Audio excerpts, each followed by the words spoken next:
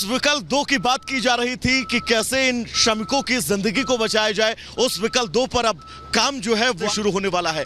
Vertical drilling को लेकर आप देख सकते हैं बैरिकेड्स हटा दिए गए हैं और अब ये मशीन जो है वो सीधा पहाड़ के ऊपर जाएगी, जिसके बाद वर्टिकल ड्रिलिंग जो है वो शुरू की जाएगी। वक्त बहुत लगेगा, तमाम चैलेंजेस हैं। इतनी बड़ी मशीन को इस पहाड़ के ऊपर तकरीबन 2 किलोमीटर का ये लंबा सफर, जिस रोड को बीआरओ ने तैयार किया है, उस रोड पर ले जाना और ऊपर फिर से एक बार वर्टिकल ड्रिलिंग को लेकर काम शुरू किया जाना।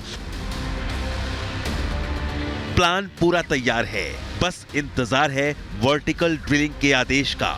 हैदराबाद से एक प्लाज्मा कटर मंगवाया गया है, जिसके बाद एक बार फिर मजदूरों को बाहर निकालने की कोशिश शुरू हो जाएगी। तस्वीरें इस वक्त हम आपको दिखा रहे हैं। आप देख सकते हैं कि अगर मशीन की जो ब्लेड्स हैं ड्रिलिंग के दौरान वो किस तरीके से डैमेज हुए हैं, उसकी तस्वीर इस वक्त हम आपको दिखा रहे हैं। उसका हिस्सा किस तरीके से डैमेज होता हुआ यहाँ अलग थलग दिखाई दिया है, इसकी तस्वीर इस वक्त आप यहाँ लगातार देख सकते हैं। और इसको अब अंदर से यहाँ पर लाया गया है और इसे लेकर जाया जा रहा है। या अगर मशीन के ब्लेड्स के ही वो कुछ हिस्से हैं जो पूरी तरीके से डैमेज हुए हैं। आप ब्लेड का ये हिस्सा यहाँ पर देख सकते हैं, ये ग्रीन कलर की ब्लेड्स हैं और इसी से लगातार जो है वो काम किया जा रहा था, जिसकी तस्वीर इस वक्त हम आपको यहां पर दिखा रहे हैं। अब तक रेस्क्यू टीम सुरंग के मुहाने से हो रही ड्रिलिंग के भरोसे थी। अब वर्टिकल ड्रिलिंग यानी पहाड़ के ऊपर से ही सहारा है, क्योंकि सुरंग के अंदर मौजूद सरिये के जाल को काट पाना आसान नहीं है। यानी इंतजार की घड़ी अभी और लंबी खिंच सकती है। Bureau report, Republic Bharat.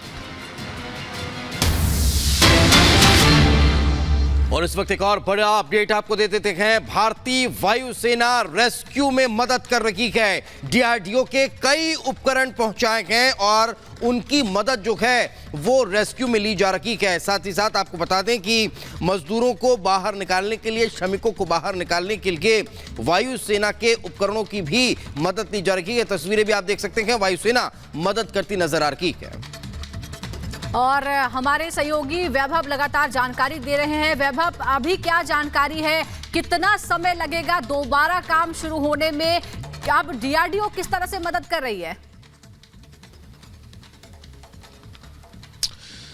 Sujata, बिल्कुल अगर मदद की बात करें तो पूरी सरकारी मशीनरी इस वक्त जो है वो अपनी पूरी ताकत झोंक रही है, वो किसी भी लॉबी की क्यों ना हो, रेस्क्यू ऑपरेशन को जल्द से जल्द दोबारा शुरू करने के लिए।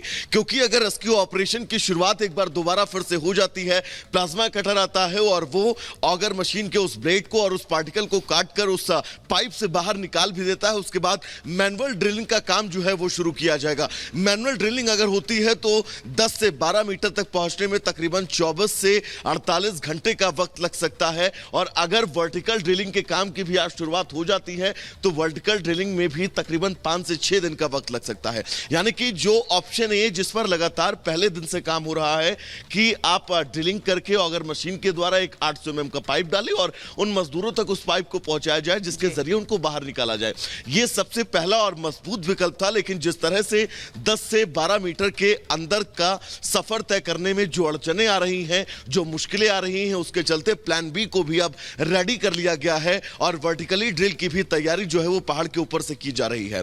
ऑप्शन 2 सुजाता, मुश्किल बहुत है क्योंकि पहाड़ के ऊपर इतनी बड़ी मशीनरी को पहुंचाना, वहां पर लगातार जो है वो ड्रिलिंग करना, वाइब्रेशन से कहीं ऐसी स्थितियां ना हो कि दोबारा से उस टनल के अंदर लैंडस्लाइड जैसी कोई स्थितियां हो। इन तमाम बातों को ध्यान में रखना है। जियोलॉजिकल सर्वे हो चुका है, चीजें पॉइंट ऑफ आउट हो चुकी हैं।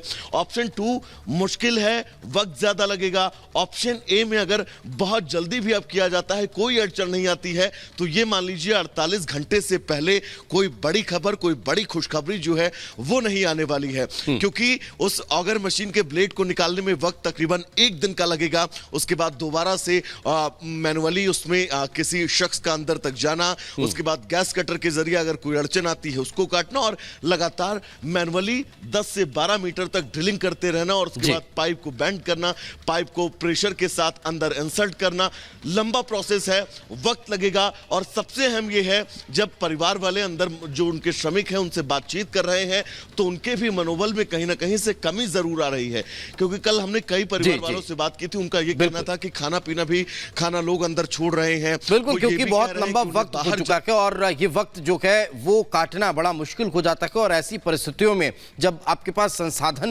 ना हो और आप बहुत असहज महसूस कर रहे हो, खैर अब उम्मीद यही है कि जल्द ही उन मजदूरों को बाहर निकाला जाएगा। फिलहाल बहुत बहुत शुक्रिया वैभव इस तमाम जानकारी के लिए हमारे साथ चर्चा में जुड़ने के लिए।